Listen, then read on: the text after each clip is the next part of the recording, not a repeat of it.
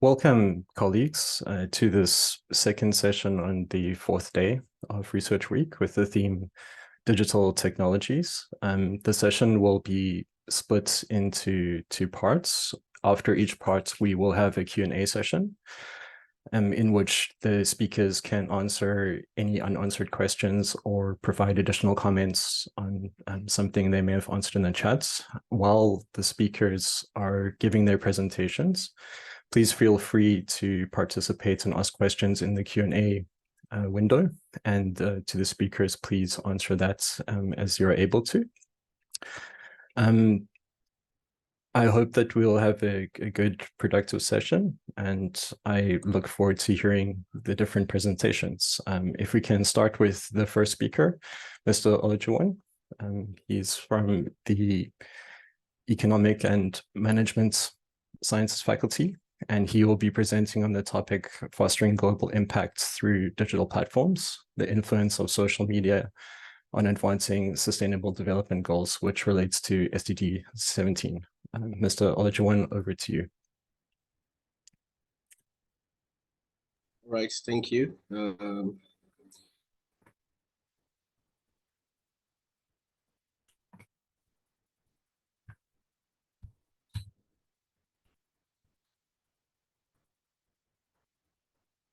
Okay. Sorry, a minute, please.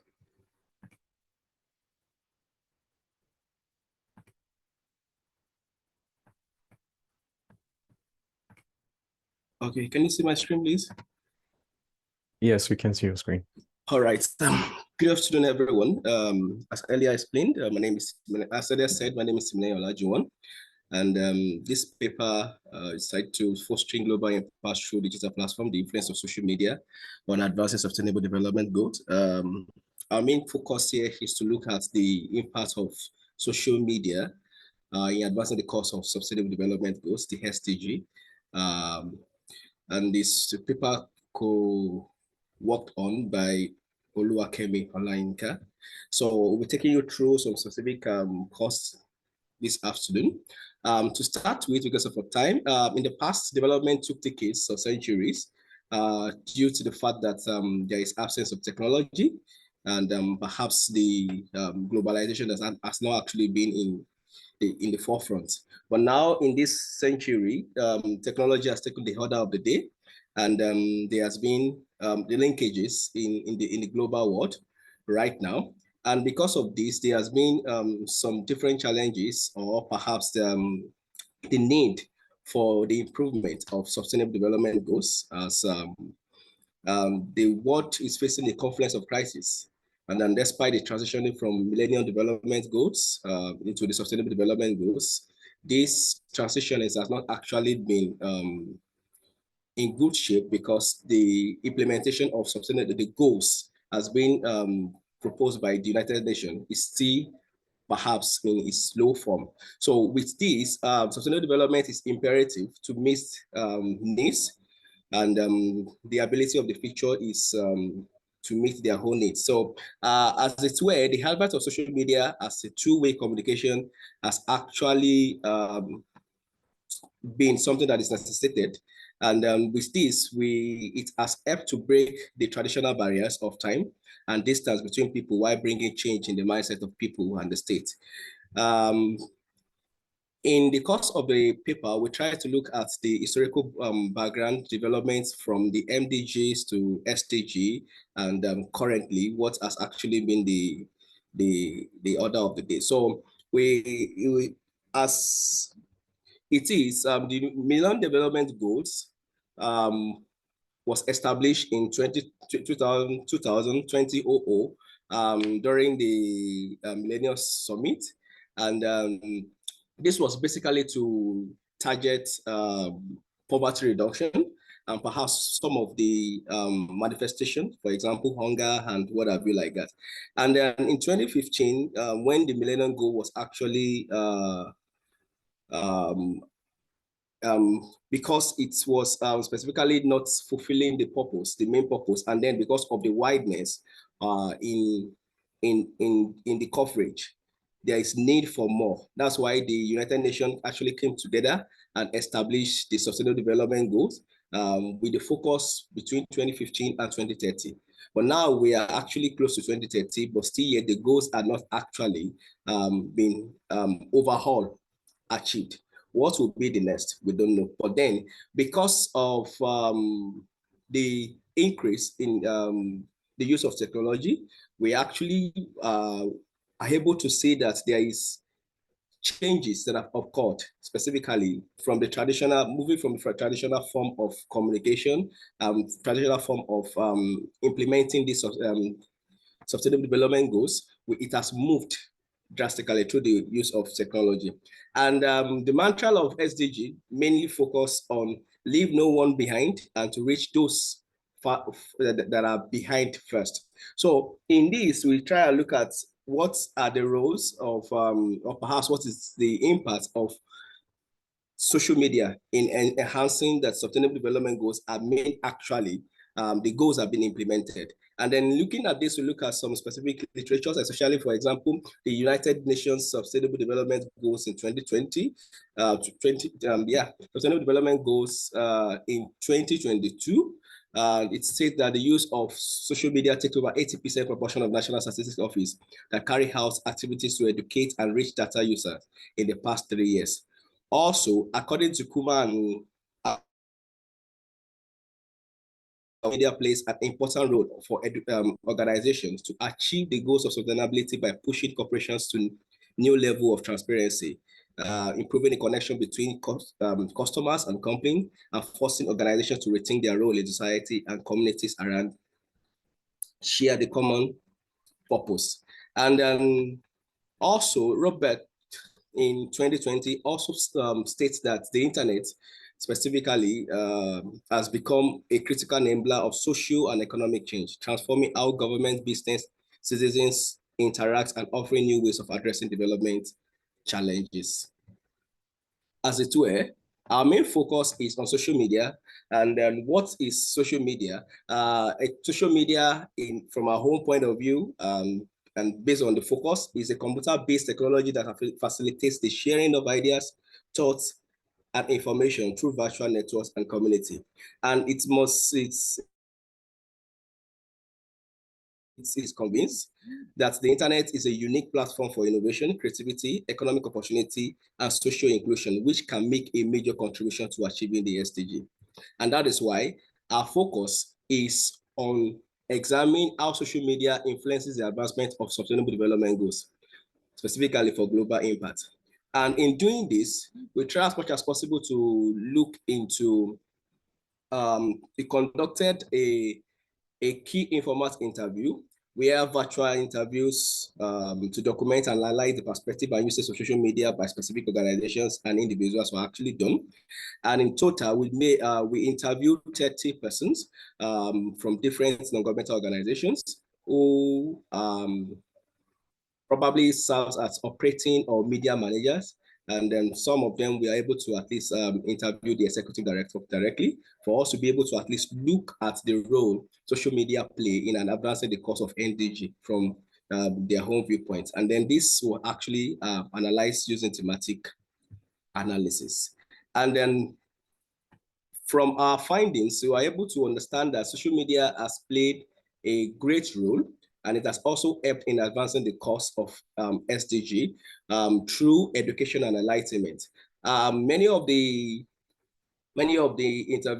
interviewee, they told us specifically that through the use of social media, such as Twitter, Facebook, Instagram, and the professional platform LinkedIn, they have been able to at least educate more people about their cause, about what they do, about specifically the cause of SDG. Specifically, organizations that deal with education, they said they've been able to at least speak out their mind on the issue of education they focus on, specifically one of the organizations who deals with guest child education said they were able to at least communicate with more guests lately because of the use of social media, specifically through the platform, Instagram, where a lot of people are there to only view pictures and what have you, but then they have been able to seize this opportunity to talk to young folks out there because of the use of social media. So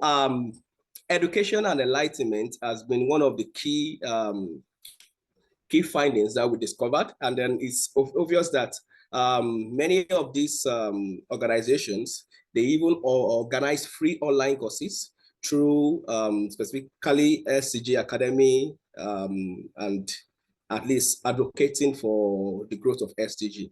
And then one of the second of our point is advocacy and campaign.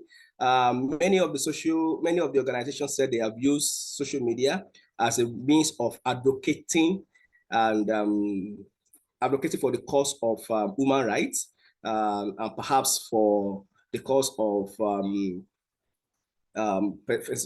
for example, one of the organizations that are into peace, they said they have at least been able to use this as a form of campaigning, peace, for example, peace culture campaigns that has been organized to, through social media.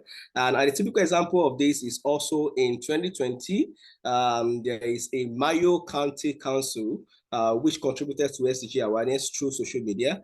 And thirdly, is resource mobilization. Many of the organizations said before they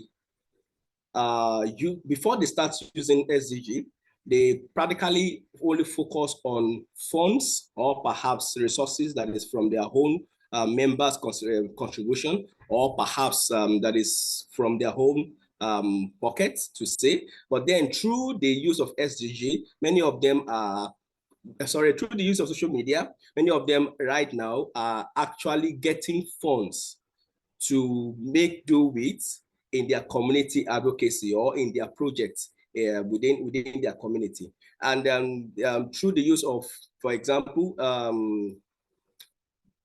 Get Fund and many other online fundraising platforms, these organizations at least have been able to raise funds to get support.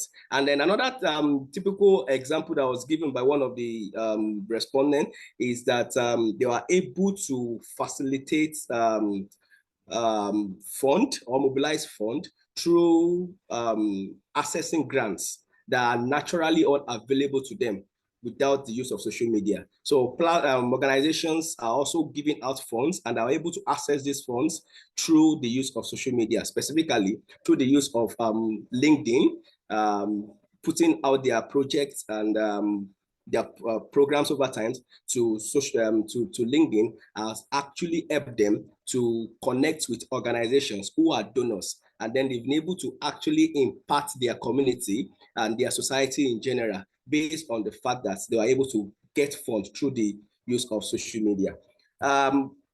Another point that we were able to discover is that NGOs now are building fast-growing industries through the sense of collaboration.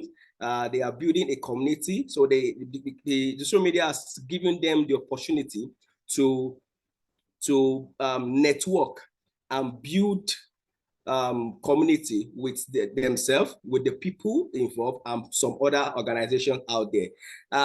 Because of the time, move faster. Global communication and partnership. Just 3 minutes left or so. Just 3 minutes left. Okay, yeah. So global communication and partnership is one of the findings we were able to get. And then also another thing is COP data gaps and analytical challenges. Moving forward from our findings, we are able to also discover some specific challenges which apparently is affecting the use of social media, or perhaps affecting some of these organizations to make positive and effective use of social media. One of these is illiteracy and ignorance, because there is a high level of illiteracy and ignorance, specifically in global north. People that are basically involved that needs to hear more about SDG are not actually being carried along because they don't have the understanding of what social media is, or perhaps they are illiterate to the use of social media. And also misinformation and communication is one key thing that we're able to discover, that because of the viral use of social media, there are informations out there that are not specifically what is needed to be passed out there, and there's miscommunication in its recent. And digital inequality is also one. Limited connectivity access by some of the people that even have the opportunity to use social media, but because of data usage and many other stuff like that, internet access, especially in global north, some of them actually have this challenge. And also the other one is data protection breach. So moving forward, we were able to actually bring up some recommendations. For example, is education to build skills like to enlighten more people, to educate more people about the use of social media, because some of them do not actually have the understanding about this. Especially some of the organizations need to involve more people in order to at least build capacity, bring up capacity building initiative. Also, legal and regulatory bodies to also check the information that are being shared in order to avoid miscommunication or perhaps misinformation. And also, there is need for authenticating of this information that are being passed out there, especially by these organizations. So there is probably going to be need to be a body that will actually watch or perhaps check on this. And then affordable and reliable internet access, specifically in organizations that we interviewed in, specifically in Ghana, in Nigeria. Some of them actually have these internet issues for them to even be able to use because of high rate of data, high rate for them to purchase data and what have you like that. And on this, we conclude by saying that the significance that social media plays in accomplishing the sustainable development goal cannot be disputed. Its capacity to raise consciousness, encourage cooperation, and mobilize resources has made a vital instrument in the world. In the world. However, we are of the opinion that to maintain social media positive influence on the international scene, governments, organizations, and individuals must collaborate. There is need for a synthesizing of all these whole efforts to fully realize the platform potential and handle any inherent challenges. And on this note, so I want to say thank you. Thank you very much, Mr. Olajuwon. That was actually very interesting and very insightful. I appreciate the efforts you went to. If you have any questions for Mr. Olajuwon, please put it in the Q&A window, and we can move on to the next speaker, who will be Mr. Isaiah Oweye, and he will be talking on the topic of smartphones use addiction among nursing students, a cross-sectional study related to SDG 4 from the Faculty of Health Sciences, I believe. Thank you. Over to you.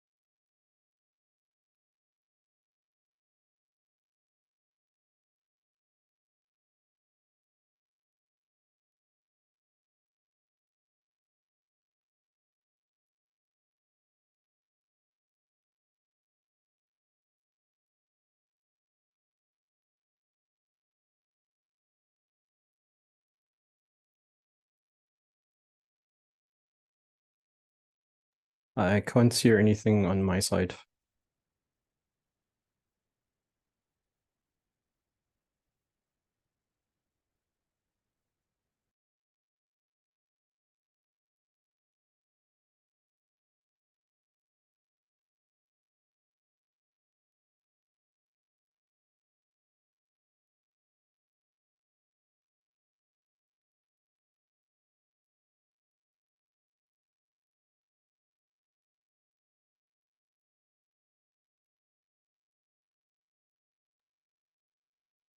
I still don't have any audio on my side.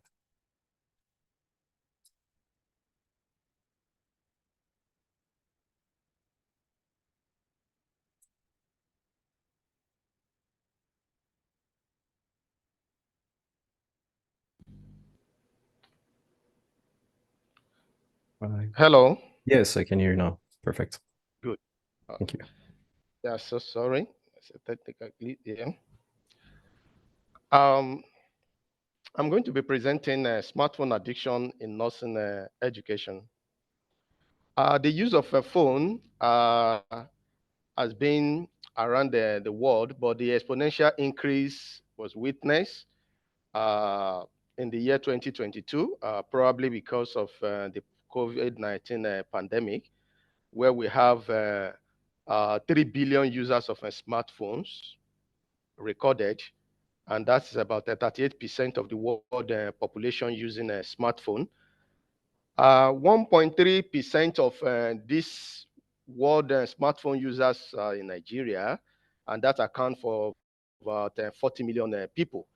And Awofala in the year 2020 projected that by the year 2023, in the next 3 years, that the population of a smartphone user will account for about 140 million. The use of a smartphone for educational purposes has been around the corner, and that is not exclusive of a nursing student. Dako Ajay, who studied students' use of a smartphone in West Africa in 2019, reported an improvement in the efficiency of a smartphone for learning. Others also corroborated that by talking about social media and media meeting apps for collaborative learning.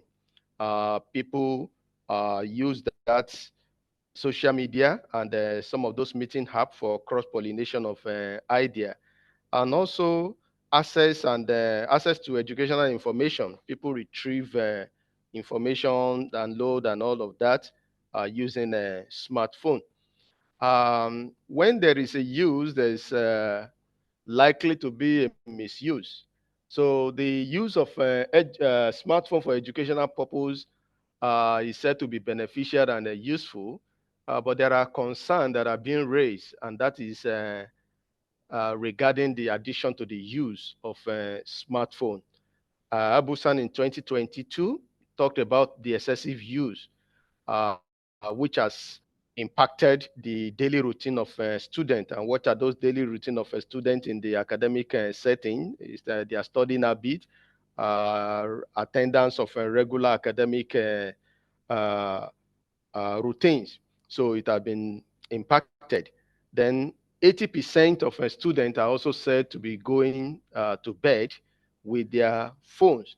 And some of the literature even reported smartphone use encroaching into the student sleep hours. Then also there's a report on the reduction of concentration of students with the use of a smartphone. It has also been said to impact their psychological health. Some of the studies on addiction to smartphones were in the university in the Western world. There is that of information in literature regarding the use of, addiction to smartphone use in Nigeria, even as a high proportion of smartphone users among Nigerian students.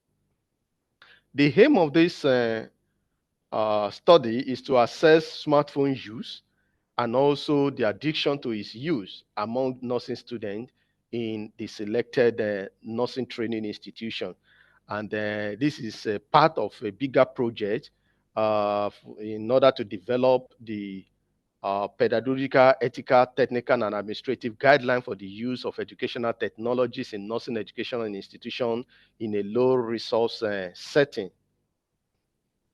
The method, the study area is 5 training institutions in Nigeria, which comprises of 2 nursing colleges and 3 universities, which is located in the southwestern part of Nigeria. And these institutions are accredited by Nursing and Midwifery Council of Nigeria in order to train nursing students. Study design is was a cross-sectional survey of nursing students in this identified studying area. The population comprises of students who are enrolled in this academic institution, and the population is 1,388. The sample calculation was done consideration of a 4% margin error, 95% confidence interval, and a proportion of 50%, and also 10% attrition or non-response rate was also considered. The instrument for data collection is a standardized instrument tagged smartphone addiction scale short version by Luke et al. In the year 2018. It comprises 10 items, which is a self-rated scale, and those 10 items are negative words on the use of smartphone, and that is addiction to smartphone. The reliability of that instrument was 0.814. Data collection started after the ethical clearance, and then the data was collected around September, and it dovetailed into November, and that spanned for about 6 weeks.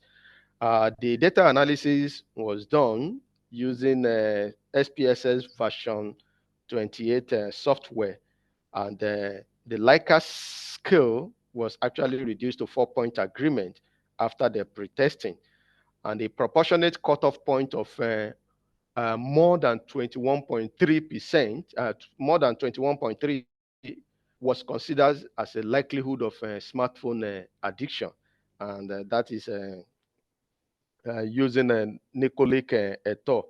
2022. The results of the study, 92.4% of the students completed the scale, and that is 427 respondents. And the findings showed that 94.3% of the students are having a smartphone, and there's no significant difference between the male and the female in this, that is, of those that have a smartphone. Then it is also, we also found that high daily use of a smartphone was found among the students with 92.1%, that's a 373 respondents having high daily use of a smartphone. And again, there was no significant difference between male and female. About 3/4 of the respondents also stated that I do spend time using my smartphone longer than I intended, and that is a 75.2%. And also 74.241% stated that I won't be able to cope not having a smartphone, which were rated significantly. This statement of those 10 rated items were higher in proportion. And considering that cutoff point of 21.3, a total of 85%, which account for 357 respondents, had a likelihood of addiction to smartphone use. And there is, again, no significant difference between male and female in the use of smartphone.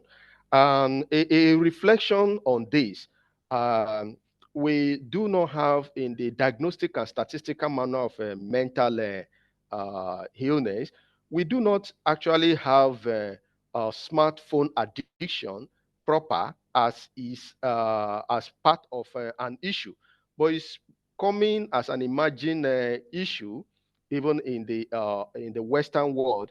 Like I heard that some people are even being treated for smartphone addiction. But these two rated items here, I do spend time using smartphone longer than I intended, I won't be able to cope not having a smartphone, are part of the classical feature when it comes to the habit that are labeled of those with addiction. These are the statements rated, and those things, those two statements, I won't be able to cope not having a smartphone, and I do spend more time.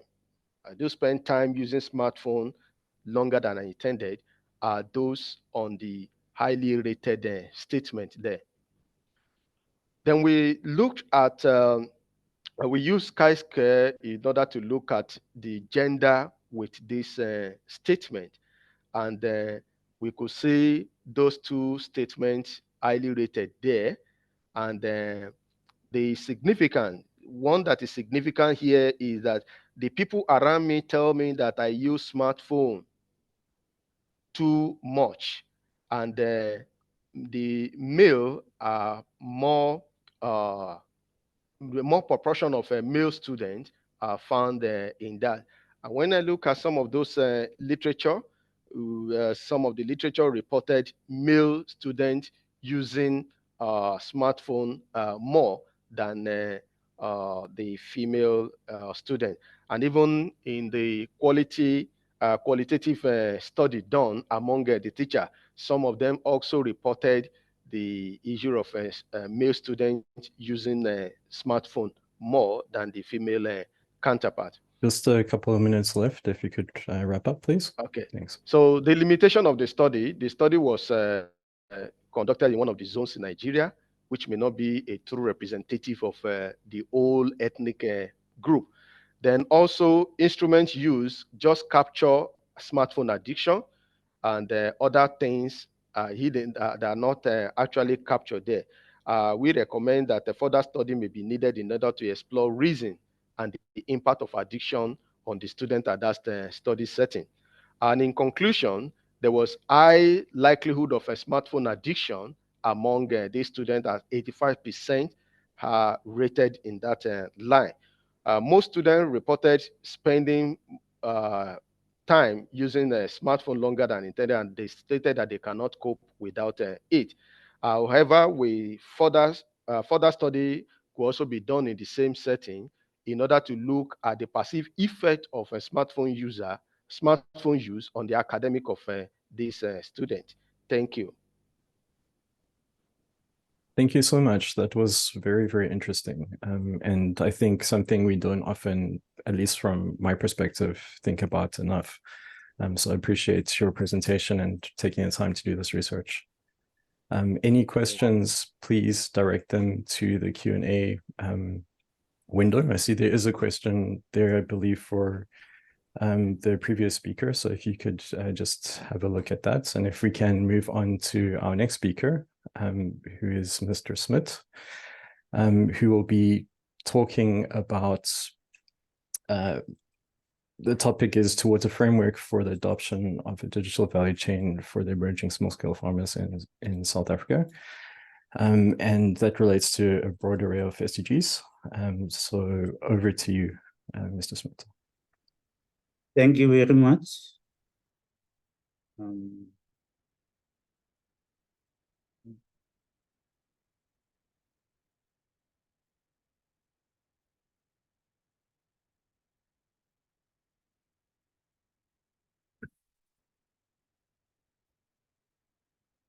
Hi, good afternoon. My name is Hermanus Smith. I'm a PhD student, and my supervisor is Professor Austin Jonkonia from the Department of Information Systems at the Faculty of EMS. The title of my research is towards a framework for the adoption of a digital value chain for emerging small-scale farmers. The aim of the presentation is to give an overview of my research project, and then at the end to show how it aligns with the SDGs. So I'll start with the background. I look at the aims. I look at the method that was used. I'll speak about the results and the conclusion. The background. South Africa's national e-strategy. It aims to develop an inclusive digital knowledge economy to address the digital divide and enhance efficiency in agri-value chains through digital technology integration. On the other hand, digital for development can enhance agriculture production, food safety, and consumer confidence. It improves internal efficiency, boosts competitiveness, and enhances agri-value chains access for small-scale farmers. Digital data can improve food marketing and processing. The new digital economy offers opportunities for digital-driven solutions in agriculture. Government policies can foster inclusive digital technology innovation in small-scale agriculture, but the digital gap can hinder progress.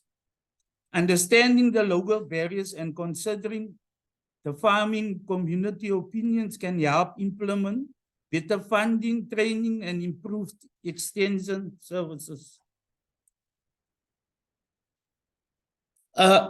This leads us to the research problem. The South African government can improve agriculture by implementing digital for development, reorientating agriculture services, and promoting inclusive innovation.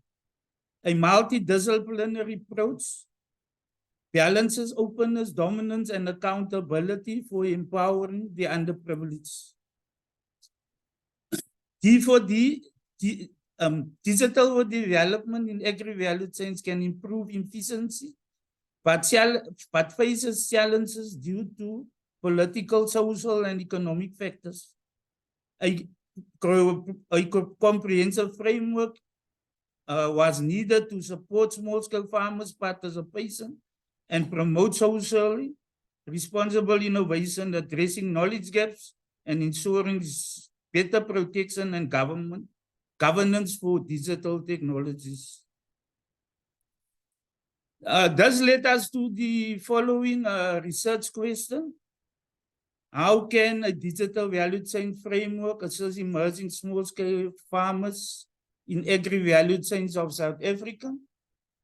This research question, we developed 4 sub-questions that would answer this research question. In order, these research questions was devised to reach the aim of the research, which was to develop and improve digital value framework to assist small-scale farmers in agricultural value chains. And each sub-question, this was the following objectives: determine the factors affecting the adoption of digital. The second objective was to propose a conceptual digital value chain framework. The third objective was to develop and improve digital value chain framework. And the fourth objective was to validate the developed digital value chain framework.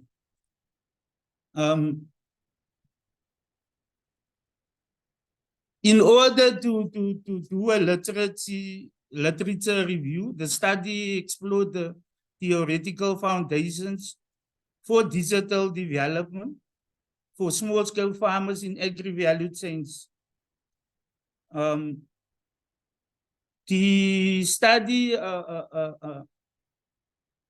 identified 3 categories of theories. The one was development theories. Then we looked at digital technology adoption theories. And then there was theories for the transformative process. How digital technology can lead to development in agri-value chains. This is just a diagram of the theories, like the development theories with the capability approach and sustainable livelihoods framework. Digital adoption looked at technology, organization, environment, the actor network theory, institutional theory, and it also looked at an IT architecture development theory. The transformative theories was the choice framework, which focuses very much on how you can use data to enhance the capability approach, and the evaluator framework, We also use within value chains the diffusion of innovation theory, Porter's value chain, and Carroll's pyramid of corporate social responsibility. The literature we review answered the first two sub-questions to reach the first two objectives. The first sub what are the factors affecting the adoption of digital technology by emerging small-scale farmers?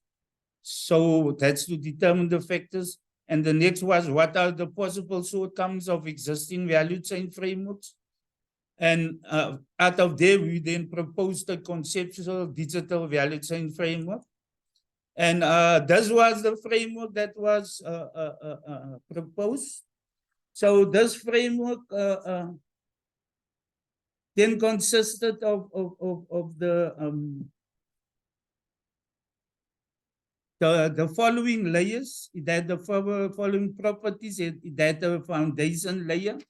The foundation layer comprised national and local and provincial stakeholders, like farmers. This is the foundation layer here. And then the management layer, which is here, speaks to a coordination role of this framework. And it speaks to the creation of institutions such as provincial agriculture, digital innovation hubs, and on the district level, district agro-food sustainability knowledge hubs. Then, of course, you'll have the data layer where data are stored. And then you have an information access layer that would analyze and create applications to interrogate the data and to do better planning and create reports. The next, the research methodology used to answer the next two sub-questions and objectives. We used the research philosophy that was called the transformative emancipatory paradigm.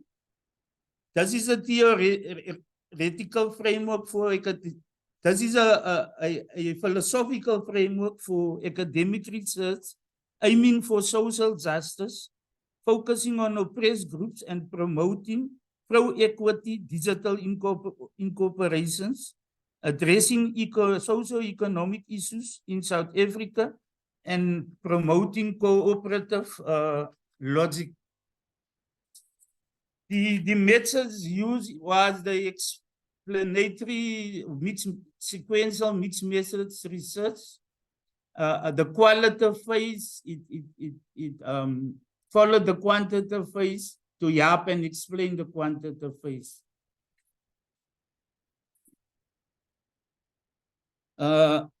It also measured the impact of digital technology on the resilience of small-scale farmers' agri-value chains. Under the three core foundations, the robustness, the self-organization and learning, and 6 secondary enablers, redundancy, rapidity, scale, diversity, flexibility, and equality. The quantitative phase, it answered the third sub-questions. What are the properties of a digital value chain framework to improve emerging small-scale farmers? The objective was to develop and improve digital value chain framework. The quantitative phase was a survey of small-scale farmers stakeholders, a sample size of 210 cases in the Cape Metro, the West Coast, and Overberg district municipalities. The survey was divided into 3 sections: interviewing characteristics, access to and perceptions of digital technology, the impact on the resilience attributes of the small-scale farmers, and then to address concerns, predictive constructs was used. Just a 3-minute warning. 3 minutes. Yeah, the qualitative phase was to validate the developed digital framework. Thematic analysis was used. The improved digital value chain was explored. And the quantitative findings supported the qualitative findings.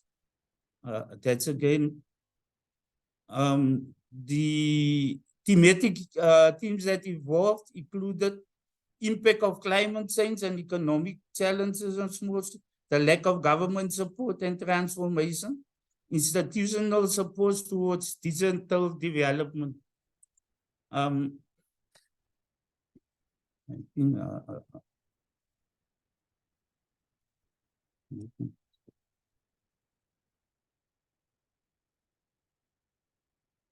so in conclusion, the training, research, and innovation. What the studies showed is that innovation must be driven by small-scale farmers. It must be gender sensitive, and you need institutions to support small-scale farmers. It also emphasized the necessity of participation and collaboration. And then future research should be interdisciplinary, looking at environment, social, and ethical practices. And then also creating digital services, mentorship and training for startups, for unemployed graduates and youth. The alignment with the SDGs, the research contributes to the South African's NDP and Africa's Agenda 26. Small-scale farmers development also aligns with no poverty, and it assists with zero hunger. And then the context of the digital innovation hubs would then also link to creating decent work and promote economic growth. And then in terms of the ethical, it will promote to inclusive, sustainable industry, and it fosters information. And goal 10, reduce inequality, and assists in goal 12, the sustainable production of food. I thank you very much for giving me time to listen to this presentation. Thank you very much, Mr. Smith. That was actually, I think, very big work of research you've done there, and also very important, and it seems like it will be very impactful. So thank you very much for presenting and sharing that with us. Appreciate it. If we can move on to the next speaker, who's Mr. Yu. Mr. Yu is also in the Faculty of Health Sciences, and the topic that he'll be presenting on is students' perspectives on AI and exploration of blessings and curses in education and beyond, and this relates to SDG 4. Over to you, Mr. Yu.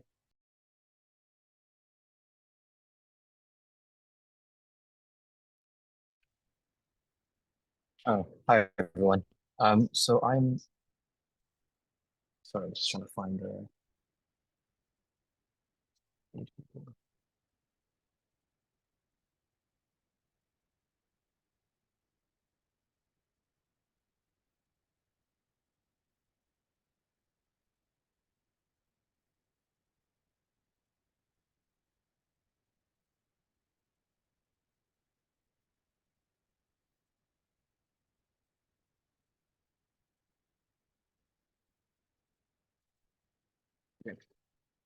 so my name is Takwin, and I'm from the Community and Health Science faculty, Physical Therapy department. So today I'll be talking a little bit about the students' perspective on the use of AI and just what their thoughts are. I thought that was quite an important discussion, as the students we are coming towards the use of AI, and I know ChatGPT has been quite important talk. So as we know, the evolution of artificial intelligence has been around for quite some time. I mean, backdating all those years, initially mentioned by John McAfee. And over the years of 2000 to 2010, that's when they started developing deep learning and neural networks. So at this point, that's when the AlphaGo and AlphaZero was developed. Then later in 2020, AI then became more integrated in our everyday activities. And I just thought I'll mention the ways that the students see the use of AI. So as you know, AI has an interactive ability. So if you engage with it, it also engages with you. And the level of engagement is really dependent on the input. So for example, if you're highly engaging, you provide a lot of information, or you want to have a lot of energy, AI can also match that energy and provide that back to you, obviously artificially. So different types of platforms. And the first thing that the students would like is the interactive learning, then personalized learning, because I'm asking a specific question related to my context. AI obviously answers that question in that specific context instead of a general response. And efficiency and automation is, I don't need to wait for someone to reply the email. AI can definitely come across being more responsive. And I'm going to put this in inverted commas and I'll talk about it later, is more caring for someone, obviously without the human emotions. And that's also something that we'll talk about later. Then research and innovation. Of course, students can use AI as a research tool, a research writing tool, or even a soundboard to run analysis, to confirm results and data. Right. So I just want to give an example. I'm sure all of these logos, big companies you are familiar with, Microsoft with Katana, you have a Microsoft computer, it should be on your bottom left. And then Samsung with Bixby, Alexa, Siri, Google Assistant. And those that are familiar with Microsoft Word and Google Docs, you can see they already started integrating, help me write a paragraph in Google Docs and Microsoft Word. So AI is already coming into the technology that we use, the platform we use. And in one sense or another, it's a bit difficult to avoid if we want to block and ban. As I know, at the University of the Western Cape, we can't go onto a ChatGPT site, for example. But of course, we can go onto Google Docs and there's still an AI bot there that can help us write. So there's kind of a very difficult way to move around. Features of AI, I don't think I need to go in a lot of detail in this, but basically it does deep learning and it helps us free up time and by doing tasks or suggesting stuff for us to do. A very common explanation would be you get an invitation on email and that email gets read by AI and you get a calendar suggestion. Do you want to add this in? And that's true with flights if you're flying out. So that's all AI generated. And of course, chatbots. We definitely had encountered chatbots before. So a little bit about the study. So this study was very short. I actually just did it as a fun project on the side to see kind of what students view AI's approach. And of course, ChatGPT was one of the comments, but I also wanted to know what their experiences were, their perceptions and their attitude towards AI. And this was not limited to health science, but some of the students were health science students. So they did talk about, there was a focus on healthcare with AI, right? So data collection, so basically the students participated in a speech kind of competition where they had to talk about AI, whether it's a blessing or a curse. So they could go against or for. So if they think AI is a blessing, these are the advantages, although there aren't disadvantages, but these advantages outweigh the disadvantages. Or is it a curse? Is it taking away from us? Right. Then data analysis, we took those features and we ran a thematic analysis across the Clark's framework. And then by that, we identified themes, right? And these are the themes that came out quite strongly. The ones in bold are the ones that I will be talking about today, which were stronger. So AI as a technological advancement. One of the big topics is ethics and moral implications of AI. Then privacy, security, and trusting AI. AI in education, I'll also spend some time talking about that. Then humans and emotions and relationship. Then drawback of AI, and then of course, work productivity of AI. So the first theme that came across is that AI definitely pushed forward our daily living. So it helped us with a lot of things. So for example, we could do things in a shorter amount of period compared to, the normal stuff. For example, we can have AI generating us a research proposal or a a project proposal to apply for funding. And the information could be more accurate if you tailor it and provide it with more information. And of course, you can allow AI to have a lot of information, or you can do it a lot of times, and AI will be more than happy to do it again and again and again without any negative emotions linked to it. Then the team also sparked up with a question of human versus AI, or compared to AI, if it even is comparable. So is it, shall I say, legal, or is it right to compare a non-human versus a human? So that's also something that came across as one of the questions from the students. Then the next theme was ethics and morals. So there was a high concern of the ethical dimension. That was a strong theme, and they asked that there is currently no guideline on how to use AI in an ethical or a moral way. So some of the health students then mentioned that if they had a patient and they populated all the patient's information into ChatGPT or an AI platform and say, provide me with a diagnosis. Now, once they have the diagnosis, they gave the feedback to the patient. Does that make that student, or shall we say, it's unethical?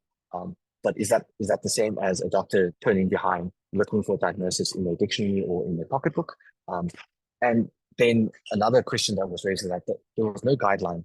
No one was taught how to use AI, and especially in education. So none of the lecturers at the moment is commenting or even beginning to have this conversation. Or I'm sure there is, but these students mentioned that they don't have any lecturers that are looking at AI integration into the curriculum, or the correct use of AI in their curriculum. So yeah, sorry, I skipped that. That's the question about the patient after examination. Does that make the person a bad health profession? Then there's also a very little understanding of what is good ethical use of AI. So in iRobot, there's a theme saying that cause no harm to humans. Is that the definition of good use of AI?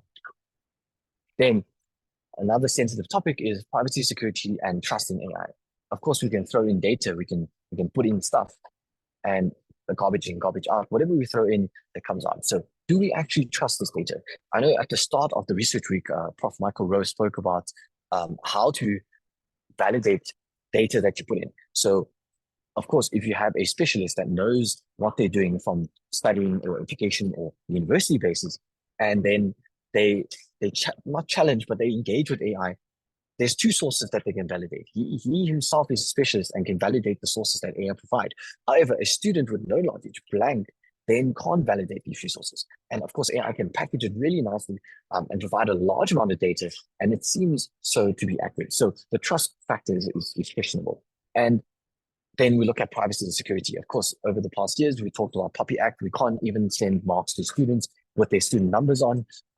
And yet we have AI analyzing a large amount of data, and possibly without us knowing, because other people are populating it with personal information. So if other people populated personal information, what actually can other people then ask ChatGPT to draw out, or AI platforms to draw out that personal data? So is that data actually safe? Or is there a guideline saying that we should or could delete personal data when we upload documents, for example? Then AI in education. I'm going to spend a little bit of time talking about this. So of course, there's different approaches to this. One is the assessment part, or students answering or submitting AI generated content. But the other thing is more of how educators, how we should assist students in using AI in their learning. Like I mentioned in the beginning, that AI can provide personalized and individualized learning, which of course comes a lot better than a big class. So some content is taught better by AI than by the lecturer, because we can engage in the conversation without being embarrassed. And that is very true, that students don't want to raise their hand or put up the question. Also in the past years with COVID, that everyone's screen is, cameras off, only the lecturers is talking, no one asks a question, maybe one or two, but because they don't want to, or they're not engaging with chat or AI platforms, they can engage with the responses. So they can ask, can you define what a smart device is? And AI will give an explanation. then if the students really don't understand, they say, can you explain to me a little bit better? I'm not sure if I understand what you mean. And AI will give a more simplified explanation, obviously without judging, without emotions, and without feeling, okay, well, the student is not very good at this work. So those are the factors that AI in education has in terms of benefits.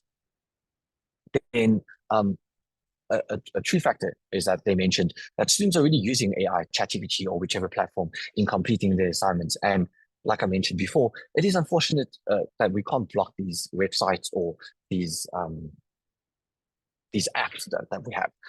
And of course, UWC try it, but of course you can switch onto your own mobile data and the same thing can go through. So why not embrace that? And the students are asking, why not educate them on the correct use of AI to improve the learning experiences? And that could work both ways. So AI promises sure. Personalized learning, accessibility, and continuous adaptation. But that could also work as an advantage in terms of a lecturer or an educator. We can ask the student to engage in this topic, whether it's a patient or engineering factor or whatever, and the students can come back and have more meaningful conversations in class, right? And therefore, the student also warns the educational dependency. They understand the risk that is involved. So we obviously say, oh, students are just depending on AI, but they also understand that if we do depend on AI, the critical human-centric learning elements, for example, creativity, critical thinking, and emotional intelligence is taken away. So again, how we use AI or chat or whatever platform is important. Then I'm just going to skip through this briefly. AI doesn't have emotions. As we know, that's not true anymore because we can tell AI to have emotions. So while we're typing a certain aspect, we can say, "Care about me," and we can have that human interaction, and they feel more like, "Oh, I'm so sorry to hear about that. It's unfortunate that these events happen, etc., etc." So it actually sounds like a human with a human emotion and a relationship. And unfortunately, if we are chatting over, we might not be able to know if it's human or not.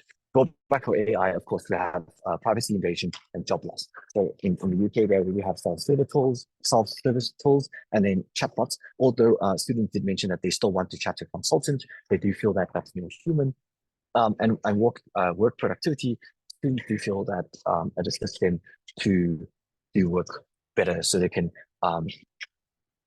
complete tasks easier. And I'm assuming that they were referring this to academic tasks. So again, the how in the use of AI is rather important, and the amount of reliance that we have on AI is also quite important. And they also spoke about, is it purely reliance on AI, or can we have the AI and human interaction combination as a point? So conclusively, the students know the collective idea of AI. They want to use it. They want to bring that into education. They feel that there is an importance in education. However, they do feel that there is an ethical, social, and emotional aspect that needs to be addressed before that. And therefore, the study kind of concludes that we should look at that, whether we should incorporate that into the curriculum, how we should incorporate that into the curriculum, and the conversation that we have around the proper use of it is important. All right. And that comes to the end of my references, and thanks so much.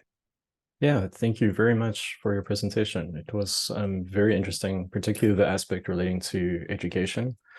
I didn't think always of being easier to learn from a robot than from a person. So thanks very much. If there are any other questions, please put them in the chat, and we will get to them. I mean the Q&A window. We're going to move on to Dr. Khalid, and right after that we will have Mr. Kumalo's presentation, and we'll hold the Q&A until after, just in light of a couple of speakers that haven't logged in yet. So if we can have Dr. Mohammed, also from the industry faculty, who will be presenting on the topic design of a voice-controlled periodontal chart, and this relates to SG3. Over to you. Thank you very much. Thank you very much. So today I'll be presenting about a design of a voice control chart. Before I start, can you just let me know if everything is clear? Yes, and you can hear my voice? Can hear you, can see clearly. Okay. Okay, so today I'll be talking about a design of a voice-controlled periodontal chart. My name is Khalid Mohammed. My supervisor is Prof. Haley Holmes and Dr. Thiessen Bidan in MSc Periodontology. So a bit of a background. So periodontitis is a chronic inflammatory disease that affects tissues around teeth and the supporting structures like the bone, the gums, the cementum, and the ligaments. So to diagnose periodontitis, a periodontal chart is used to examine the extent of a periodontal disease, and charts are used to track the treatment of patients and evaluate the effectiveness of the non-surgical and surgical therapies.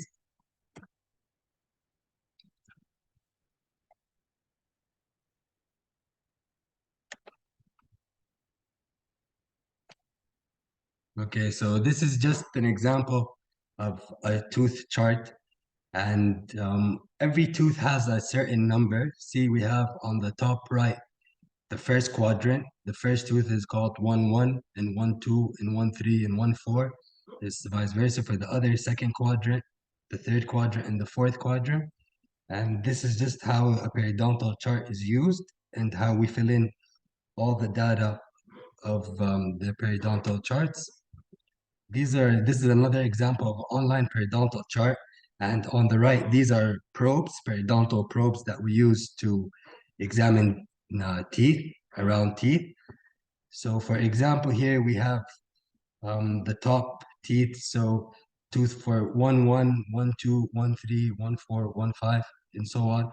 And we will indicate if the tooth has any mobility, if the tooth is an implant, if there's forcation involvement, if there's any bleeding on probing, if there's plaque on 3 surfaces and bleeding on 6 surfaces of every tooth. We also have to measure the probing depth and the gingival margins. Okay, so the current approach involves using the graduated probe, and there's different types of periodontal probes and online tools available to assist practitioners. For example, we have the Florida probe, and it calls out numbers and messages to assist practitioners. And we have online, but there's subscription-based tools that help practitioners like Bola AI, Dentrix, add-on modules. So voice-controlled periodontal charting system helps facilitate the patient's engagement and communication, as well as understanding his treatment recommendations and his home care instructions as well. So what our issue is, so our whole problem is that manual charting needs 4 hands at the same time to simultaneously read the measurements and record the measurements unless you have extra equipment used at the time. Charting is boresome and has the potential for cross-infections with the manual recording of measurements. And of course, artificial intelligence is a big buzzword, especially in the medical field.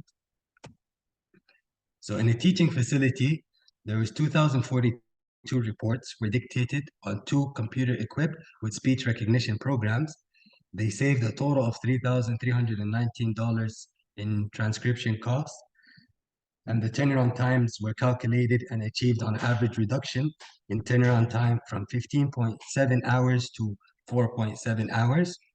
In a non-teaching facility, 26,600 reports were dictated with also an average turnaround time improving from 8 to 9 hours to 19 hours and saving a total cost of $45,500 over the same 6 months period. So the medical clinic generated 5,100 reports for a cost saving of 10,000, and the whole speech recognition only costed 3,000, saving a lot of other expenditures. So our data is manually inputted, and it can either be on an analog or a paper-based, or we can also have digital online platforms where we record the charts. So the conventional method, a dental practitioner, he calls out all the findings, and then we have an assistant in the middle where she manually records the data onto the periodontal chart, which will display what the assistant has recorded. So charting with a voice control periodontal chart, which will help us avoid an assistant. So the dental practitioner will call out his findings to a microphone, and Open Whisper's AI will transcribe input into letters and numbers, and the periodontal chart will then display the verbal inputs. So the methodology that I'll be using is to build, first we're going to build a voice automated web application on top of existing online periodontal charting tool, which is called periodtools.com. The implementation of the web application includes the use of the following tools and technology. Number one, we will be using Whisper. It's an automatic speech recognition application interface developed by OpenAI. Whisper will be used to convert the user's commands into text. We will also be using ChatGPT, which is an AI-powered language model developed by OpenAI. ChatGPT will be used for intent recognition using the text from Whisper. Then we will have JavaScript, and the web application will be written in JavaScript. And this tool will be also to be used to record the user's audio to the Whisper to conversion of to text, from the voice to the text. And the format will be compatible with all electronic gadgets that have a web browser and internet access. So to conclude, I just have a video that I wanted to show you. This is by VoiceWorks. However, you do have to buy the software and the microphone and the speakers from them. But it's just an idea of how the voice controlled periodontal chart works.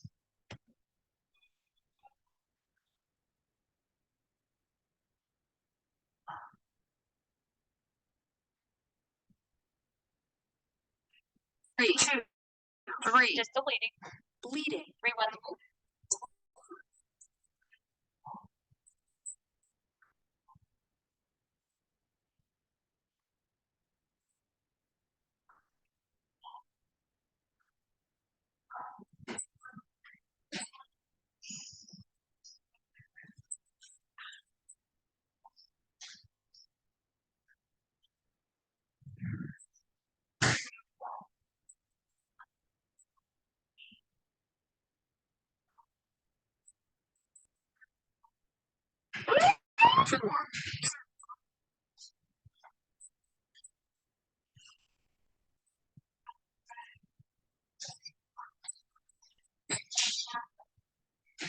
Have two recession.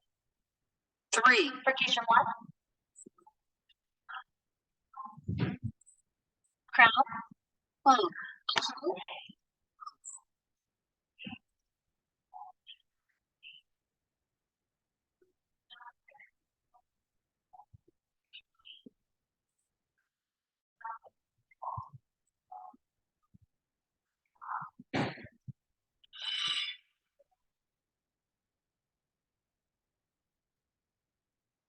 Okay, so that will be the end of my presentation, and thank you, colleagues, for participating in this.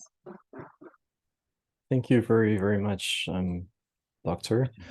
I have often wondered, this process, when I've been to the dentist, seemed quite involved. So I think this kind of technology and application of AI in this way is actually a very, very good idea. And I wish it were with us. Thank you very much. We will. Thank you very much. Yes. We will move on to Mr. Khumalo. We will skip the Q&A session for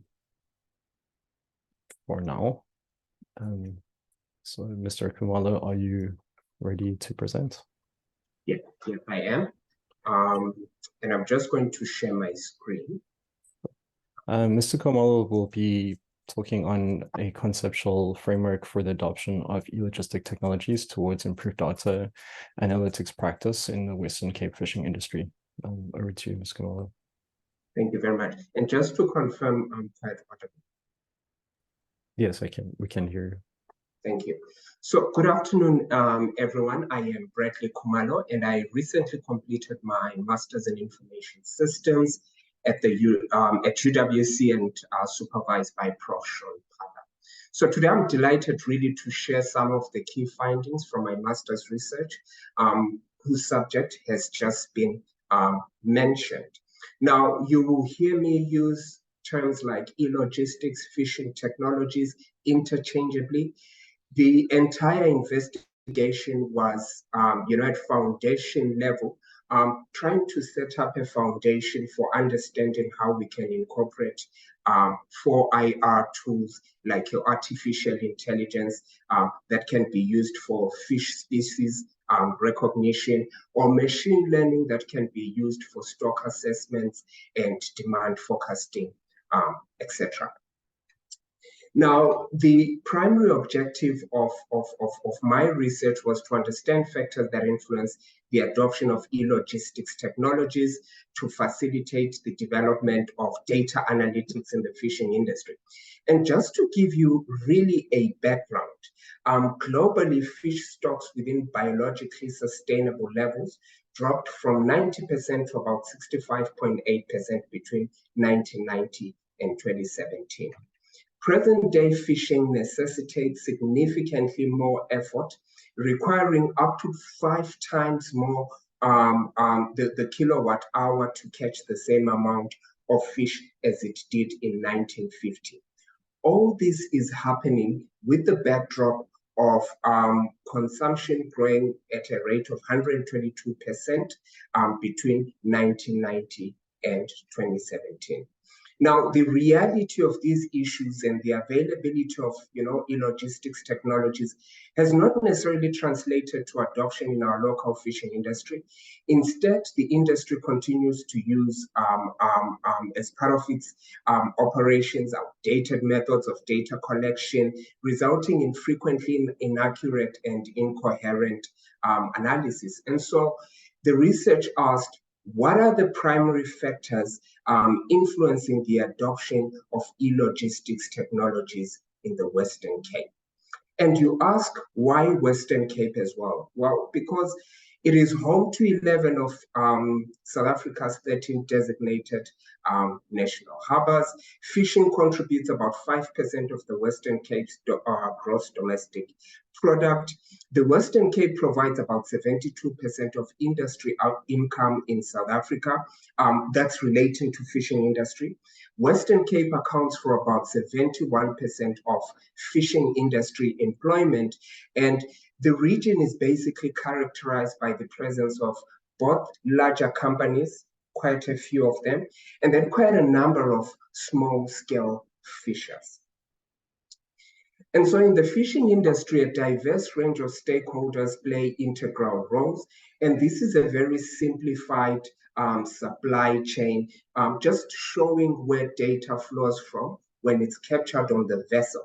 Now, what you will see is that the stakeholders include government bodies, industry associations, scientific researchers, technology developers, etc., all trying to look at the same data, but retrieving the data from different places. And so with this intricate supply chain, a multitude of technologies come into play, and you can talk about electronic reporting, electronic monitoring, mobile computing. You want to talk of other technologies, the 4IR, your traceability technologies, blockchain, machine learning, artificial intelligence, etc.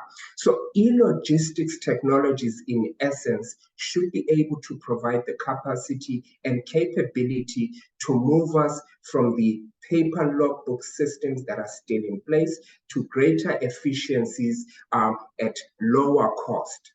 Now, our unit of analysis, when we looked at this, was the organization, meaning participants responded on behalf of their companies. So we spoke to people responding on behalf of their organization.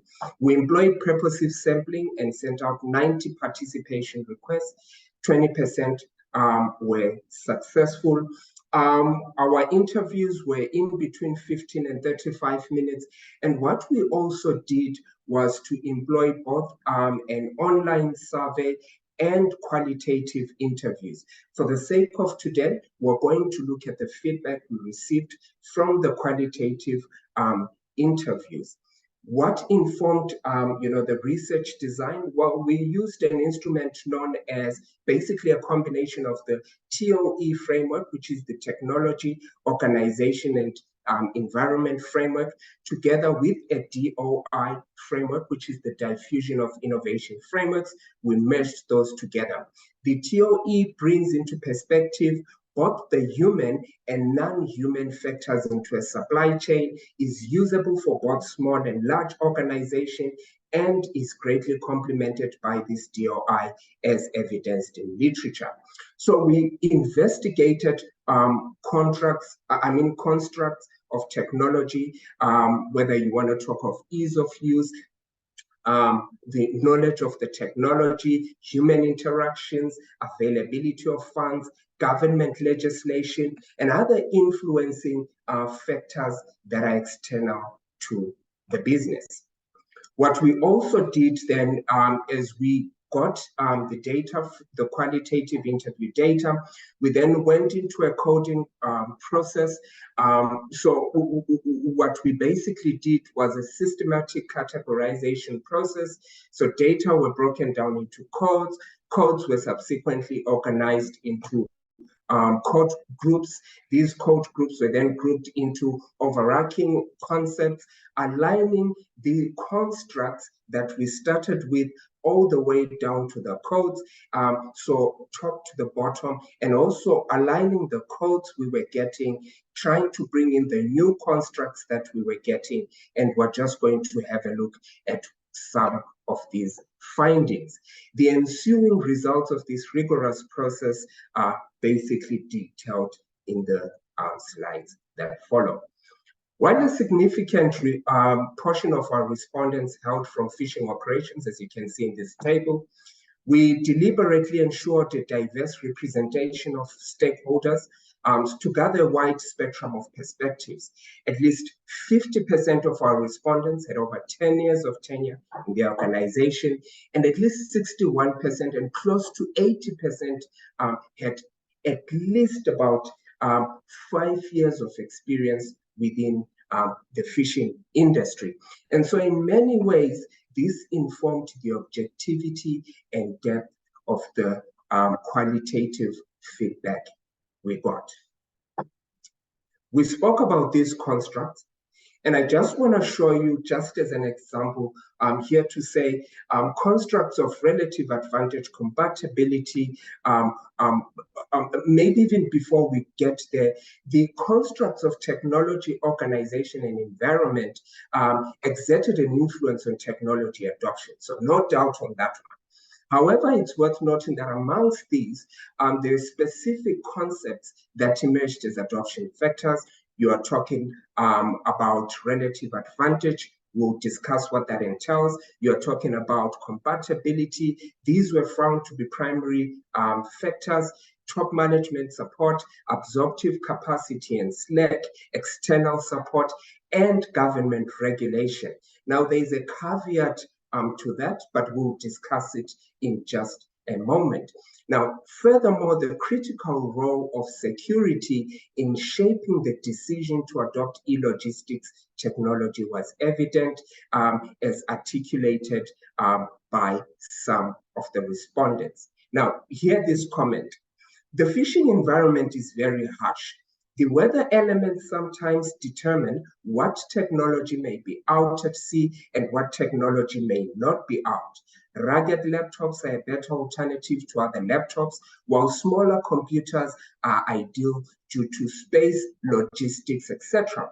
Cameras can only be mounted at certain areas due to the size of the vessels. And so these factors, in a way, influence which technologies will be adopted. As a rule, fishermen must focus on fishing and not any other role. Technology, therefore, must complement the fisher's efficiency. Now, here is the Western Cape adoption model for the fishing industry that we came out with.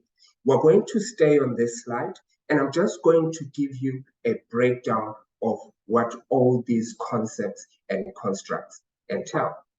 So what does the research tell us? One, technology that demonstrates operational and financial advantages or hold the potential to deliver such benefits are most likely to be adopted. So that's one. Two, Technologies that align with the rugged realities of sea operations, including vessel size, adaptability to challenging conditions, are more likely to find favor compared to those lacking such compatibility. 3, government regulation is a primary adoption factor. Here is a caveat. In the South African fishing industry, the government, however, has played a minimal role for many organizations, particularly because the government still mandates paper-based processes. And so for the South African organization, the influence of the government is less at the organizational level, yet the potential to influence the entire industry is there if the government were to put in compliance measures at industry level. So this was an interesting find, and you'll see why just now. Fishing organizations are less interested in trials and observing what other organizations are doing. They believe in internally improving efficiencies to fit their operations. And so they don't expect to look outside, but rather they look within and try to see how they can work.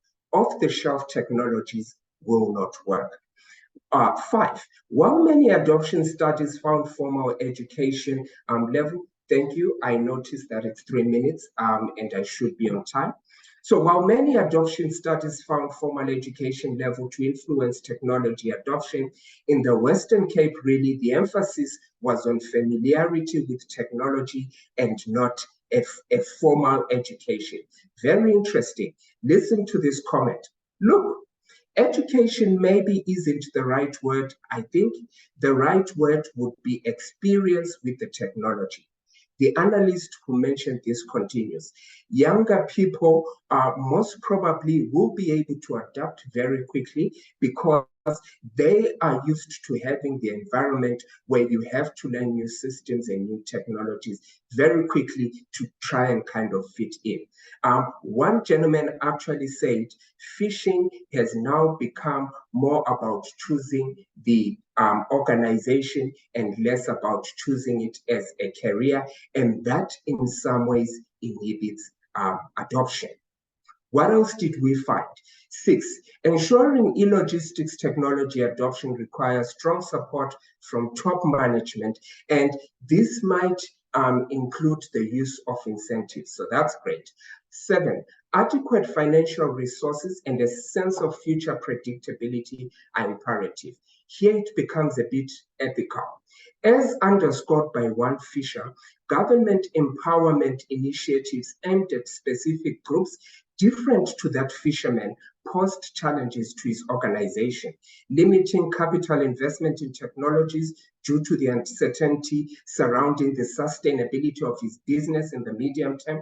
And so various researchers, license renewals, fish quotas, the absence of essential business support negatively impacted his decision in adopting certain technologies.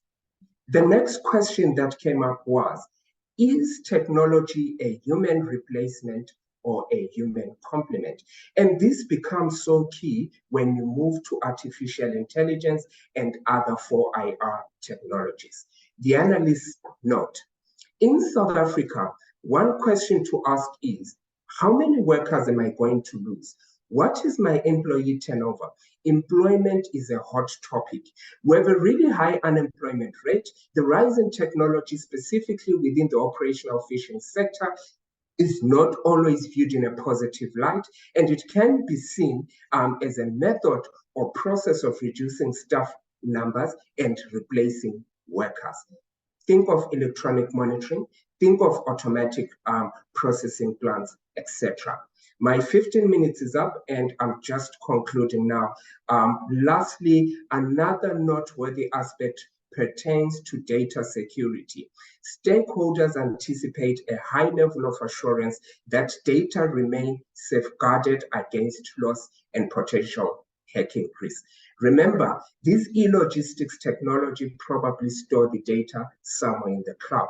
So technologies must ensure that timely provision of data to the right personnel, while also safeguarding sensitive intellectual property and fishing locations, which are central to profitability of fishers, are ensured.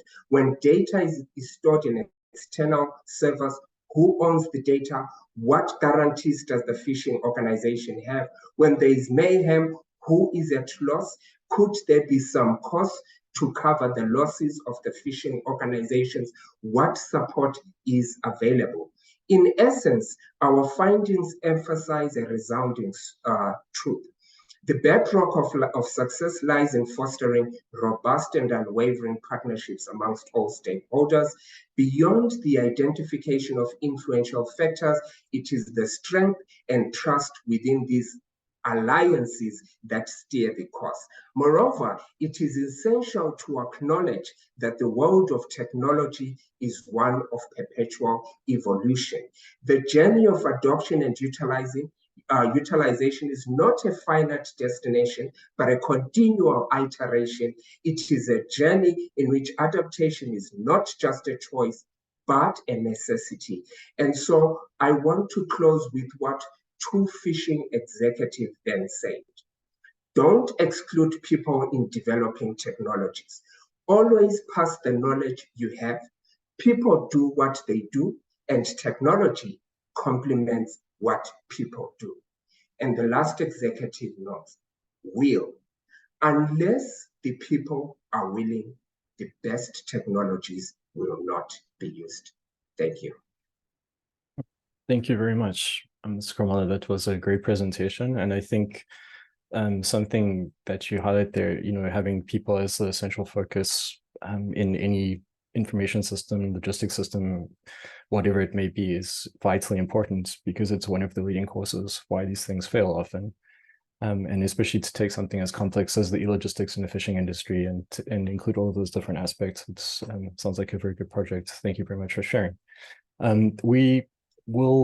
We are joined by Professor Bimaru, who was able to make it. So we're going to move on with the professor's presentation, and then after that, we will conduct the Q&A. Professor Bimaru is from the Faculty of Health Sciences, and the topic that they will be presenting on is the perceived health information technology use, attitudes and barriers among primary healthcare nurses, and that relates to SDG 3. Over to you, Professor, if you're still with us.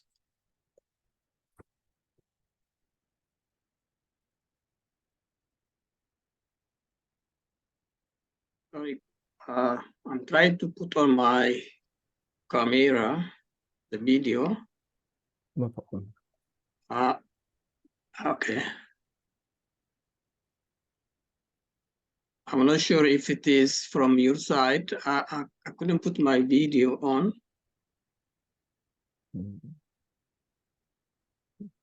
That's okay. Are you able to share your presentation? Okay, let me try that.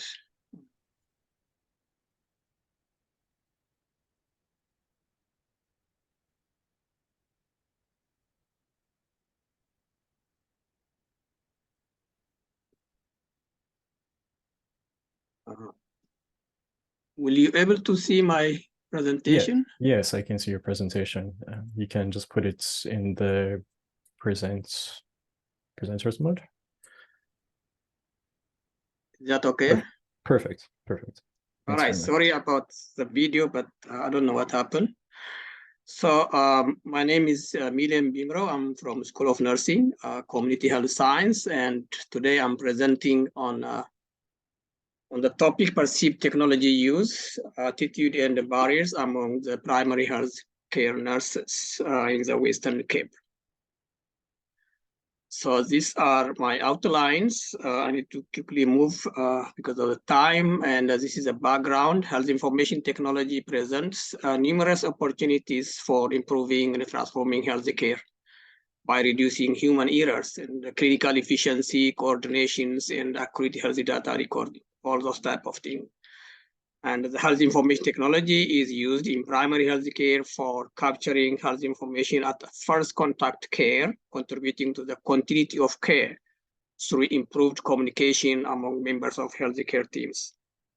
There are various barriers hindering the use of health information technology in the healthcare, especially in the low-income countries, such as lack of infrastructure, cost, lack of training, or skilled human resources, and system reliability. There is a series of studies found that nurses, especially working in the resource-limited areas, have little or no access to information technology to provide evidence-based care, patient care. The study aimed to investigate the perceived technology use, and there are tiers and barriers among the primary healthcare nurses. We used a self-administered survey questionnaire based on the technology acceptance model, which is has 5 constructs, that is attitude, usefulness, easy of use, and barriers to determine the perceived use of technology with primary healthcare nurses. So we have randomly selected about 18 primary healthcare centers from about 42 primary healthcare settings. And in that 18 primary healthcare settings, there are about 160 nurses working at that time who have worked more than 6 months. That is one of the inclusion criteria. However, we exclude agent nurses and other healthcare professionals from the study. The number of nurses working in the healthcare centers varies from healthcare centers from one healthcare center to others. So we choose to use convenient sampling to recruit participants. So with that, about 93 respondents were participated in the study. So the technology acceptance model we used has about 58 items with 4-point Likert scale of agreement with specific positively worded statement related to different types of health information technology. And we use SPSS version 28, and we set the significance p-value less than 0.05. What we did was we dichotomized the Likert scale into 2. That is for just simplification of analysis, agree and disagree.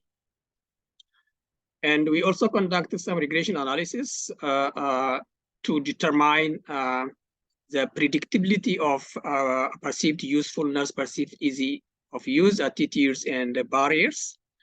The overall tool has adequate internal consistency, as you can see, with the Cromba alpha of 0.9 to 1, and its construct has got more than 0.7, as you can see, which is good Cromba alpha in terms of the instrument.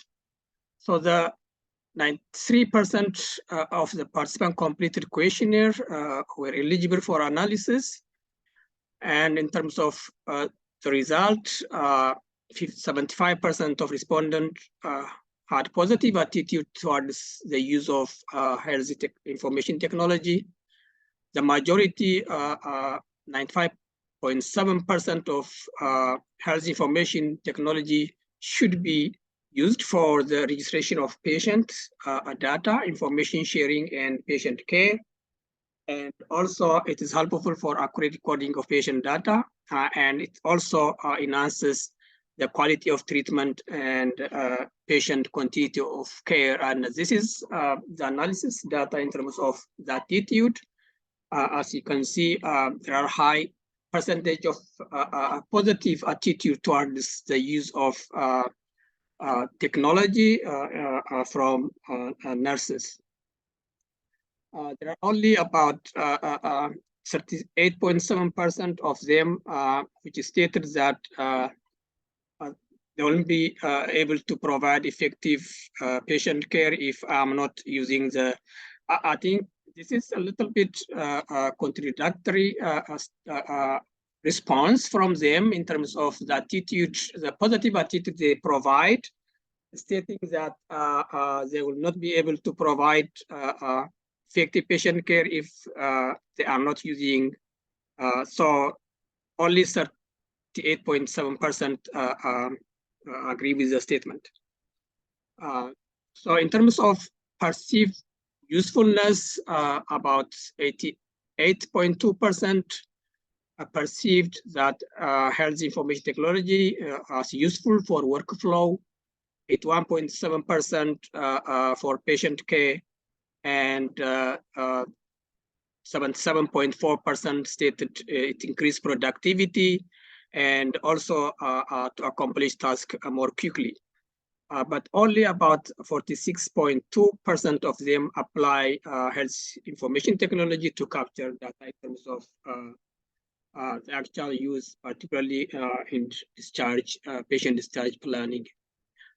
This is the analysis data that table shows. As you can see, we set from in descending order from the top 88.2% down to 46.2% at the bottom, which states that I use computer application to plan care, including discharge planning and information. So you can see in terms of the actual use, there are a low level of using computer with nurses. Over 3/4. In terms of the easy of use of technology, 3/4 of them stated that it is easy to use to analyze patient data and planning patient care. And nearly about 2/3 of them felt confident in the ability to plan patient care by assessing electronic patient records. Over half of them were confident in their ability to maintain an electronic health record while providing patient care. This is the perceived ease of use statement that nurses been actually answered. You can see the perceived, the highest one is 78.5% in terms of perceived easy of use. The lowest one is 52.7%. I think although they feel that the technology is easy of use for them, but the percentage is it's not that high in terms of this. So more than 3/4 in terms of the barriers of health information technology use. More than 3/4 of them did not have internet, and 74.2% have no access to computer, and 61.3% have no training on how to search health information on the internet for patient care. Only about 41.9% didn't know how to use the internet in total, and about 55.9% of the respondents believe that searching health information on the internet can reduce nurse-patient interactions.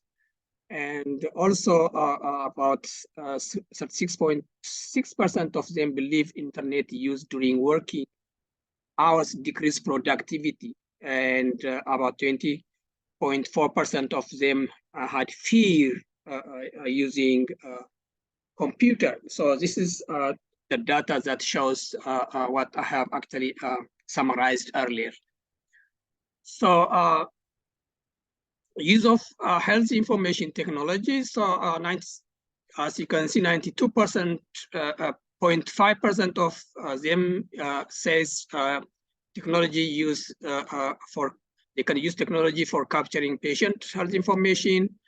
However, the actual use of health technology was low, with only 57% of them knowing how to use healthcare data to reduce the risk of disease, and about 55.9% use healthcare data to find solutions. For generally, in terms of the use of technology, I think still at a lower level. This is the data that shows in terms of the actual use of technology by our nurses. So overall technology acceptance is good, but low in the actual use of technology for direct patient care. Significantly strong positive correlation were found between perceived usefulness and the perceived ease of use, with the stronger nurses' perception of usefulness of the technology and also for easy of use. There was no significant difference between the professional groups in all constructs except for the rating of the barriers technology use, in which the professional nurse scored significantly lower than the non-professional nurse, respectively, as you can see.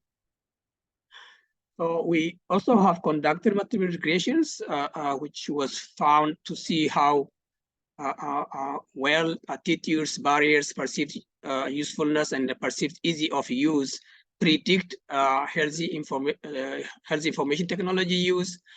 The full model containing the 4 predictors was statistically significant, as you can see, indicating that the model was able to distinguish between the respondent use. So the model explained between 53.5% of the variance in terms of the use of technology, with only one of the independent variables made a unique, significantly statistically significant contribution to the model, which is perceived usefulness. About 59.7% of them of the variance in use of technology, as you can see the result. So the use of a self-reported, in terms of the limitation of our study, I think we have some few limitations. The use of a self-reported questionnaire often has a self-reflection bias. We have some small sample size, and we use a non-random sampling technique, which could constitute a threat to the external validity of the result, and findings cannot be generalized to the similar population. And again, the exclusion of other healthy workers, which should have been actually contributed significantly to the outcome of the study. So in conclusion, there are significant needs for access to the internet, computers, and the training on the technology use. The result indicators that perceived usefulness and the perceived easy of use had a significant effect on primary healthcare nurses' intention to use health information technology. So perceived easy of use had a direct effect on the perceived usefulness, as we can see. A discrepancy was found between self-reported perceived easy of use and the barriers to health information technology use, where there was a high agreement of perceived ease of use of health information technology to analyze patient data and planning patient care. And at the same time, there was a lack of access to internet, a computer, and a lack of training. So that is some discrepancy we found in terms of our study. I think that's all from my side. Thank you, colleagues. Thank you very, very much, Professor Maru. That was very insightful. And I think highlighting the statistical variance between the perceived usefulness and barriers was actually quite interesting to me. So thank you very much. And I'm sure to everyone else too. So thank you very much for sharing that. If there are any other questions, you're welcome to post them in the chat. I mean, in the Q&A window. We're going to move on now to addressing the questions in the Q&A. The first question that is listed, I believe, was directed to Mr. Oljuwan from the presentation Fostering Global Impact Through Digital Platforms, Influence of Social Media on Advancing Sustainable Development Goals. I don't know, would you like to perhaps answer that for us, if you're still there?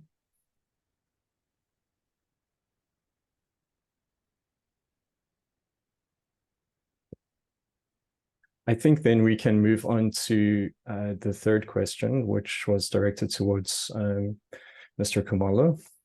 If you would like to answer that live, you're welcome to. That was related to the topic, a conceptual framework for the adoption of e-logistics technologies towards improved data analytics practice in the escape fishing industry. Okay. And basically the question then says, maybe we should identify 3 top guidelines that one, we should use on deciding on the use of technology, etc. And I'm not sure if 3 is the magic number, what the case may be, but I do have a few guidelines that I thought from my research at least came out. The first one is the incorporation of stakeholder engagements, including maybe using design thinking to conceptualize technological solutions, so to develop them and then to make use of them. So both, the developers of the technology and the users of the technology must or can be involved in the development, in the adoption, and in the use phases of the technology through offering support and continuous innovation. So that was one. And then the second one is the inclusion of government regulation or some form of control measures or rails.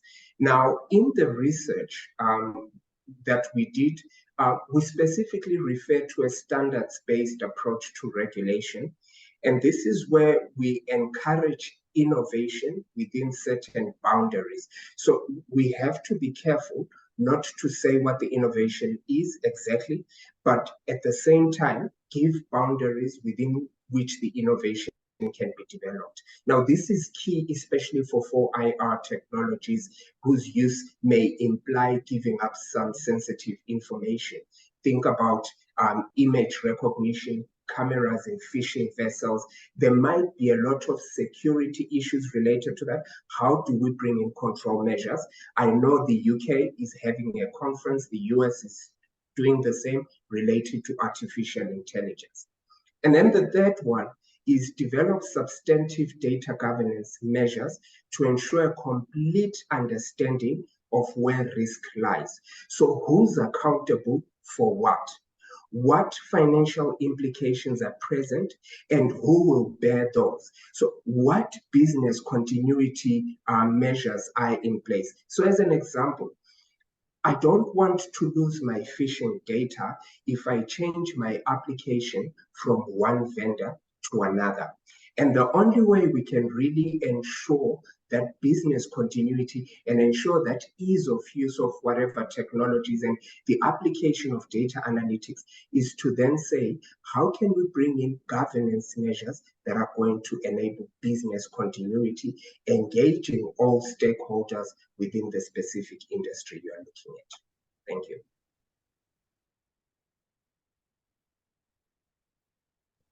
If there are any other questions for any of the other speakers, you're welcome to put them through. If not, would any of the other speakers like to add any additional comments or related to the work they presented that we should be aware of?